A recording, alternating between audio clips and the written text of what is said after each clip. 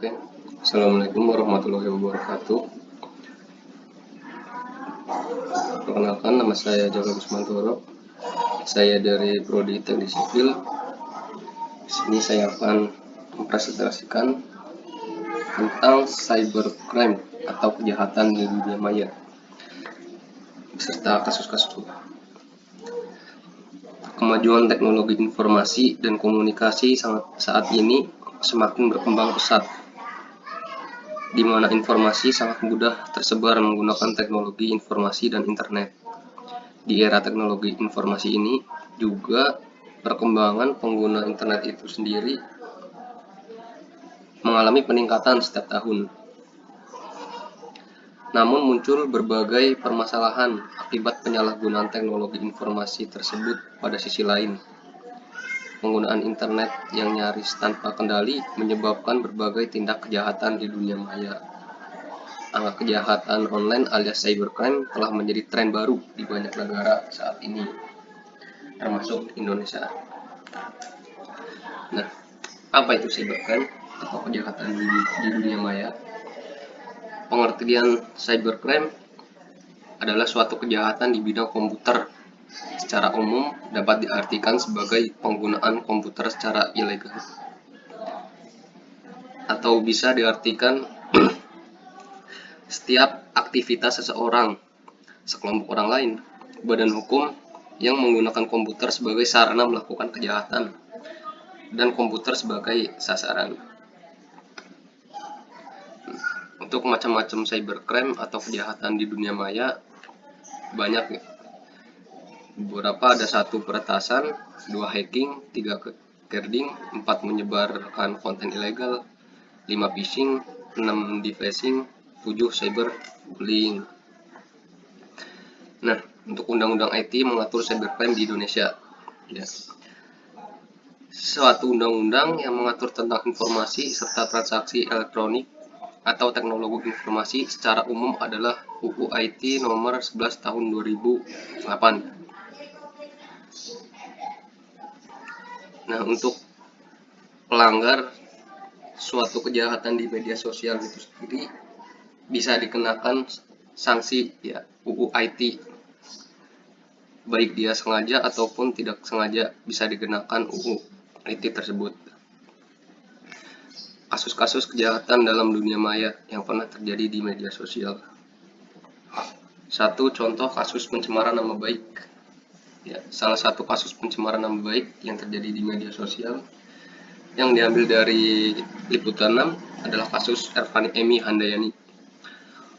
Seorang warga Gedongan Bantul, Yogyakarta dilaporkan ke polisi karena status yang ditulisnya di Facebook mengenai mutasi suaminya pada 9 Juni 2014. Berita 2014. Pada tanggal 9 Juli 2014, Ervani dipanggil polisi untuk dimintai keterangan. Usai pemeriksaan, Ervani Erni ditetapkan sebagai tersangka kasus-kasus pencemaran nama baik dan pelanggaran UU IT.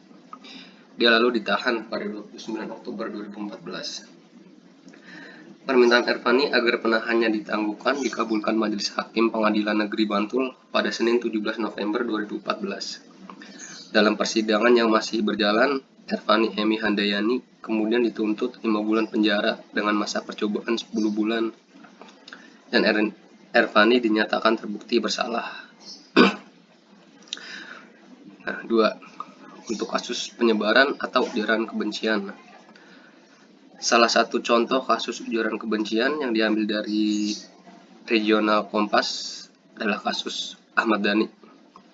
Musisi ibu kota ini dilaporkan oleh sebuah kelompok pendukung Ahmad Jarot, yaitu BTP Network, terkait dengan penyebaran informasi yang menimbulkan kebencian. Dhani membuat kicauan di akun Twitter pribadinya @ahmaddhanipras. Ia dilaporkan pada 9 Maret 2017. Ahmad Dhani dilaporkan telah melanggar pasal 28 ayat 2 jangko pasal 45 ayat 2 Undang-Undang Nomor 19 Tahun 2016 tentang Informasi dan Transaksi Elektronik. 3. Contoh kasus penyebaran berita bohong atau hoax. Salah satu contohnya adalah kasus penyebaran hoax di media sosial yang diambil dari News Detik. Adalah kasus hoax tahun 2018 tentang hoax penculikan anak beredar di media sosial seperti Facebook, Twitter, dan WhatsApp. Hal itu merasakan masyarakat, terutama orang tua yang memiliki anak-anak masih kecil. 4. Ada kasus penipuan jual beli online. Salah satu contohnya kasus penipuan online shop yang diambil dari Warta Tribun News adalah kasus Bella, warga 39 tahun, mengungkapkan kasus berawal dari pelaporan dari seorang korban berinisial TAC yang memesan tas bermerek Chanel melalui akun Instagram BBBags 2019 seharga 37,5 juta. Korban berinisial TAC yang memesan tas bermerek Chanel melalui akun Instagram BBBags 2019 seharga 37,5 juta. Tersangka menawarkan tas bermerek di Instagram. Kemudian korban yang tertarik melakukan komunikasi dengan pelaku. Korban sudah mentransfer tetapi barang tidak dikirimkan. Bella dijerat pasal 378 KUHP tentang penipuan dengan ancaman hukuman penjara paling lama 4 tahun.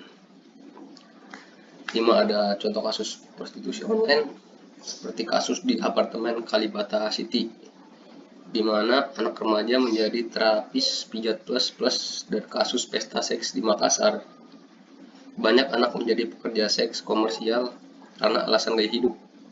Motif itu lebih banyak daripada alasan ekonomi. Nah, dengan demikian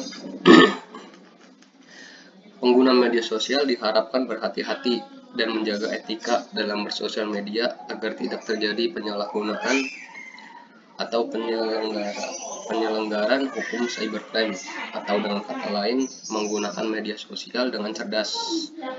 Selain itu, setiap pengguna internet dan media sosial harus melakukan upaya yang dapat dilakukan untuk mencegah cybercrime, yaitu melindungi komputer dari virus, menjaga privasi, menjaga keamanan akun, menghindari hoax, dan selalu up to date terhadap informasi atau menelaah kebenaran isi media sosial, serta menyebarkan informasi yang positif.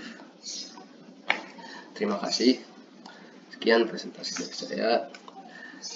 Bila ada tutur kata yang kurang berkenan, mohon dimaklumi.